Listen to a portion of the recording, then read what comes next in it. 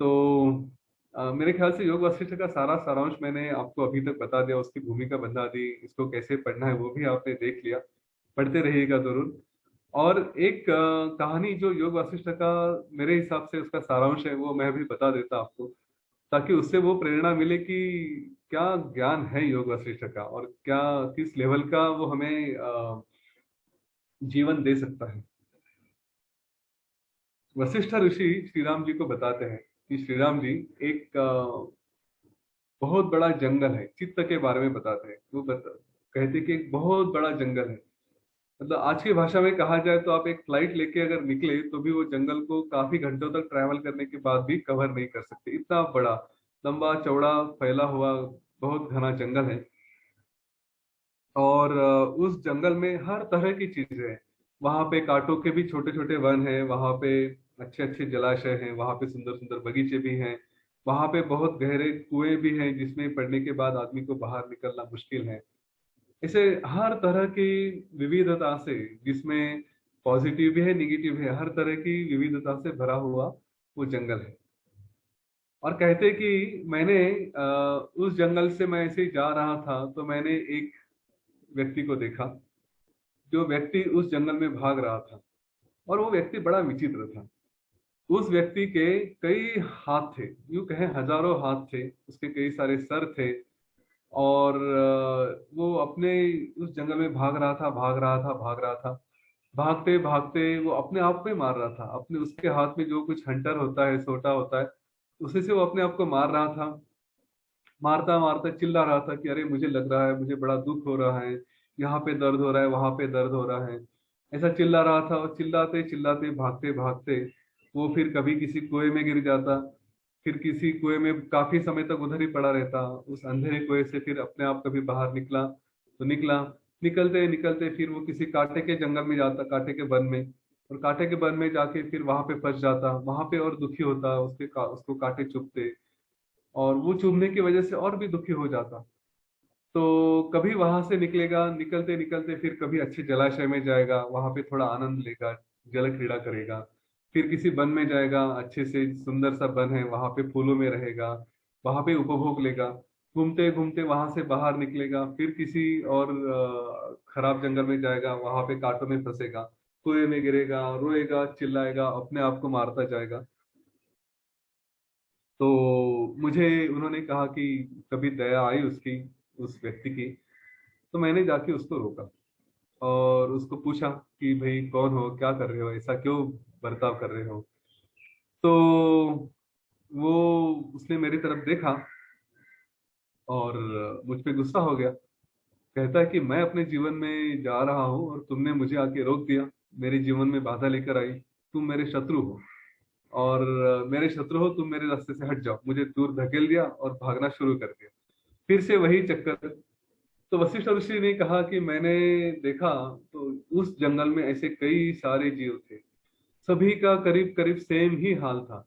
कोई कुएं में गिरता, कोई निकलता, कोई फंस जाता, काफी समय तक उधर ही फंसा रहता, कोई कांटों के जंगल में काफी समय तक फंसा रहता, कोई वो सुंदर वन में काफी समय तक रहता। लेकिन हाल तो सबका यही था कि बस गोल गोल गोल गोल इधर उधर घूम रहे थे, अपने आप को मार रहे थे। और उनके हजारों हाथ, हजारों सर, और सारे के सारे आज नहीं तो कल दुख में ही थे। और मैं जब भी किसी को समझाने जाता था तो कोई थोड़ी देर सुनता था, फिर कहता था कि नहीं तुम मेरे लिए दुख हो, तुम मेरे जीवन में बाधा लेकर आ रहे हो। मुझे दूर धकेलता था, कोई मुझे मारने के लिए दौड़ता था। कोई सुनता था लेकिन चला जाता था, कोई रुकता नहीं था, किसी ने अमल नहीं किया। और फिर कुछ एक दो मिले कि जिनके साथ ऐसा हुआ कि मैंने जब उनको पूछा कि तुम कौन हो, ये क्या कर रहे हो, ऐसा क्यों बर्ताव कर रहे हो। तो उन्होंने थोड़ी देर सुना, फिर फिर से वही बात मेरे ऊपर गुस्सा किया। लेकिन गुस्सा करने के बाद फिर थोड़ा शांत हो गए।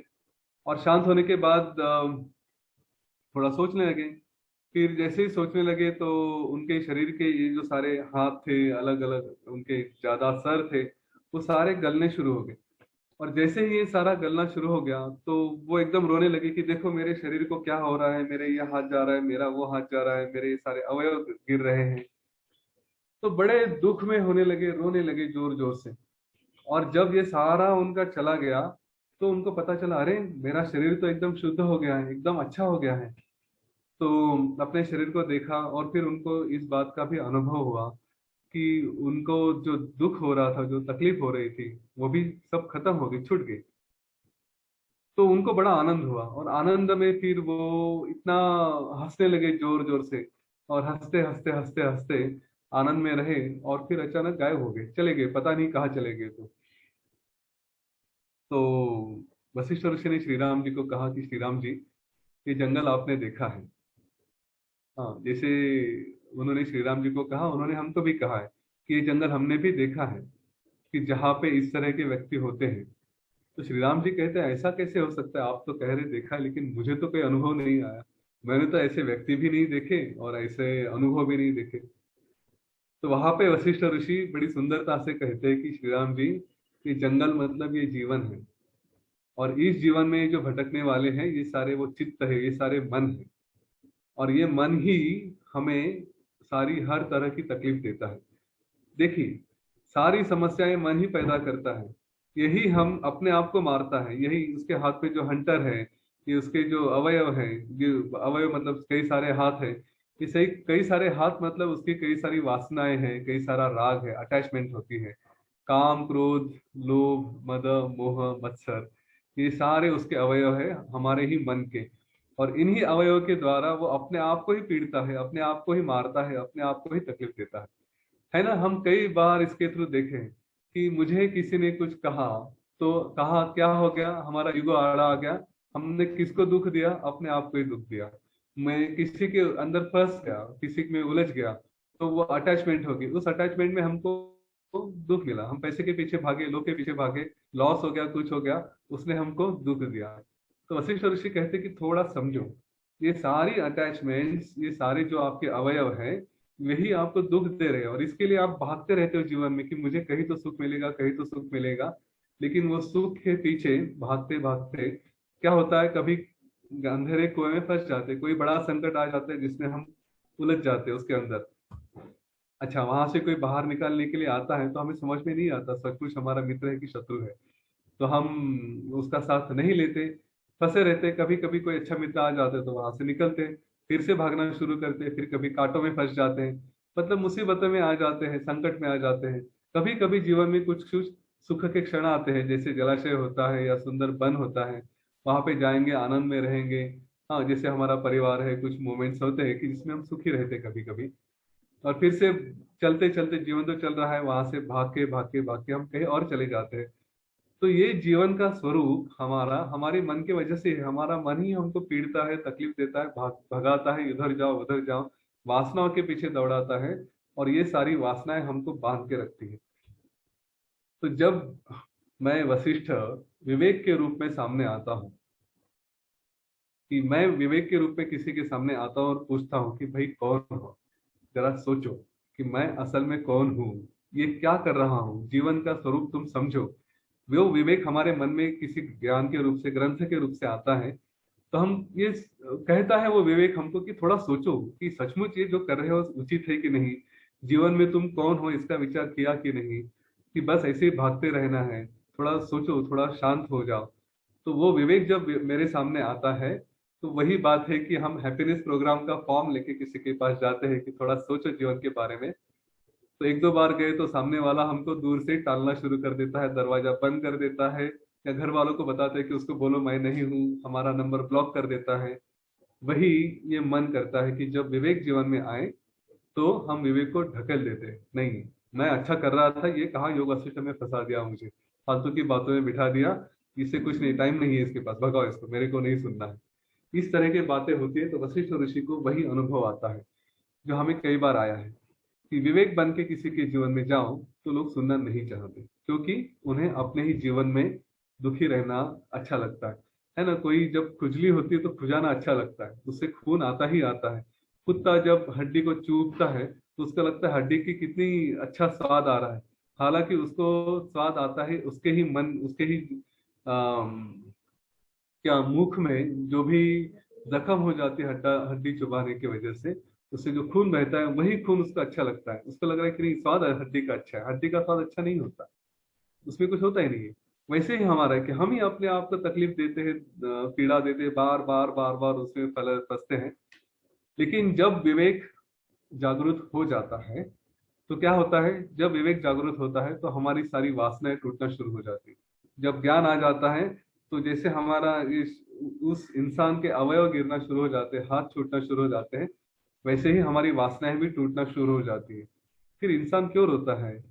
तो रोता इसलिए है कि ये वासना इतनी गहरी होती है, इतनी पक्की होती है कि उनको टूटते टूटते मन में डर पैदा हो जाता है, भय आता है कि अरे मेरा, मैं अपने रिश्तेदारों से दूर जा रहा हूँ, मैं अपने प्रॉपर्टी से दूर जा रहा हूँ, मैं अपने क्या कहेंगे उसके, जो भी मेरा किसी में अटैचमेंट है, लोभ है, इन सारी चीजों से मैं दूर जा रहा हूँ, तो ये सारे मुझसे टूटेंगे तो नहीं? मेरे जीवन में जो मुझे सुख लग रहा है वो सुख मुझसे दूर तो नहीं जाएगा? और इस भय की वजह से इंसान रोना शुरू कर देता है। तो जैसे ये वासना टूटती है, हम टीचर बने हैं, हमें टीचर बनते वक्त अगर आपने वीटीपी किया है तो वीटीपी के वक्त भी आपको जिस तरह से धोया जाता है, डिसीजन में जिस तरह से काम करवाए जाते हैं, तो दुख होता है, रोते हैं कि ये क्या करवा रहे हैं, क्या करवा रहे हैं। लेकिन वो सारी शुद्धि होती रहती है, मन की, शरीर की, है ना? तो वैसे ही इसलिए टीचर जरूर बने, वीटीपी जरूर करें, टीचर जरूर बने। तो इस तरह का क्लीनिंग भी होते रहता है। तो ये सारा रोना धोना शुरू होता है, लेकिन जब उससे बाहर निकलते हैं कि अरे सारी वासनाएं टूट गई, सारी अटैचमेंट टूट गई, तो फिर पता चलता है कि वाह, ये जीवन है, इसमें आनंद है, जब मैं किसी में फंसा ही नहीं हूँ, पूरी तरह से अंदर में हूँ और एकदम सुंदर है। वो जो मन की अवस्था होती है कि अरे दुख का कोई कारण ही नहीं लगता यहाँ पे, तो अभी तो सब आनंद ही आनंद है। फिर वो एकदम जोर जोर से हंसने लगता है। और जो व्यक्ति इस तरह से हंसने लगता है, जिसको मुक्ति का अनुभव हो गया है, उसका अस्तित्व ही नहीं है, वो गायब हो जाता है ना? कितना सुंदर है। आज हम लॉकडाउन में फंसे ना, थोड़ा सा उसका भी एक रिलेशन कर लें और फिर मैं आपको मन के बारे में थोड़ा बता दूंगा, फिर रुक जाएंगे। कि हम आज तक, हमारी ये कोरोना की वजह से हमारे जीवन की कहानी ऐसी ही है। हम आज तक भागते भागते भागते भागते, इधर भागो उधर भागो, बस जीवन में जॉब करो, बिजनेस करो, उसके पीछे ही भागे हैं। ना परिवार के लिए टाइम दिया है, ना अपने आप के लिए टाइम दिया है। कोई कहता है भाई क्रिया कर लो, तो मेरे पास समय नहीं है ना? ये सारी चीजें हो गई।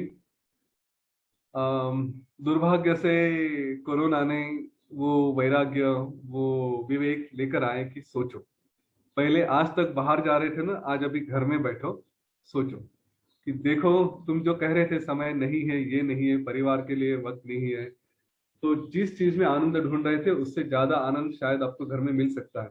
कुछ लोगों के साथ है कि पेट का प्रॉब्लम है, पैसे का प्रॉब्लम है, हो सकता है। लेकिन काफी लोगों के साथ ये भी है कि उन्होंने घर में रह के ज्यादा एंजॉय भी किया है। हम सोमेश्वर, जब हम ये अपना कोर्स देते हैं हैप्पीनेस प्रोग्राम, तो हम यूजुअली ये टैगलाइन रहते हैं कि if you can't go outside, go inside. ठीक है? तो ये है कि आप बाहर नहीं जा सकते ना, कोरोना ने आपको वही विवेक ला कर दिया, वही वैराग्य ला कर दिया कि बैठो, अभी अंदर जाओ। देखिए, ये अंदर जाने का समय है। और यहाँ पे हमें पता चल गया कि अंदर भी, घर में बैठे हैं तो अंदर भी आनंद है। बाहर ही आनंद होता है ऐसा आवश्यक नहीं है। वैसे ही हम जीवन में जब जितना भी बाहर घूम रहे थे, वहां पे आनंद नहीं, अपने अंदर जाने में आनंद है। वो थोड़ा समझ ले और ये समय का सबसे सुंदर उपयोग करें। मैंने पहले भी कहा था, जितना हो सके उतना इसका अनुभव ले, अंदर ही जाने की कोशिश करें। उसने दो अर्थ दिए हैं, घर के अंदर भी रहो और मन के अंदर भी रहो, ये भी हमें उसका अर्थ दिया है। तो योग वशिष्ठ का ये चित्ताख्यान कहते हैं इसको, चित्त का आख्यान, ये सबसे सुंदर आख्यान कहा जाता है, क्योंकि इसने जीवन के बारे में सबसे सुंदर उपदेश दे दिया है कि हम मन के द्वारा ही अपने आप को दुख देते हैं। और हमारा अगर गोल गोल है कि हमें सुख प्राप्त करना है, तो बस मन के ऊपर फोकस करो। मन का ये नेचर समझो कि वो खुद दुख देता है, उसको नष्ट करो। वो एक बार चला गया, तो उसका नष्ट करने का सिंपल तरीका क्या है? वासनाओं से मुक्ति। आप अगर वासना छोड़ देंगे तो आपको वो मुक्ति मिल जाएगी। वासना कैसे छोड़ेंगे? अपने आप से छोड़ना तो मुश्किल है, वो मन नहीं छोड़ सकता था। तो उसके लिए वशिष्ठ जैसा वैराग्य आना जरूरी है, वशिष्ठ जैसा विवेक आना जरूरी है। देखिए, विवेक वैराग्य हमारे ज्ञान के चार स्तंभों में से है ना? षट संपत्ति है और मोक्ष व्यवहार है। तो ये यहाँ पे विवेक और वैराग्य, विवेक आया, वैराग्य आ जाएगा, वैराग्य आ जाएगा, वासना छूट जाएगी, वासना छूट जाएगी, षट संपत्ति आ जाएगी, मुमुक्ष जैसा व्यवहार हो जाएगा, हम मुक्त हो जाएंगे। ये 4 ज्ञान के सम एडवांस कोर्स में आने वाले हैं, अगर नहीं किया तो जरूर कर लीजिए, वहां पे मिल जाएंगे आपको, सुंदर तरीके से गुरुदेव ने बताया। ठीक है, यहाँ पे रुकना चाहिए, करीब करीब 1 घंटा बोल दिया। ठीक है, कुछ प्रश्न है तो अभी ले सकते हैं, बात कर सकते हैं, आप अपना अनुभव जरूर शेयर करें इस पे। धन्यवाद गुरुदेव। Amazing thing that has happened today. फिर से वही योग वशिष्ठ का जो ज्ञान था जिस वक्त भी दिया गया होगा, वो जो कुछ भी क्षण हो गए वो फिर से आज रिक्रिएट तो हो ही गए। This is really amazing. Seema ji भी बोल रही है this is really amazing. I agree with you Seema ji.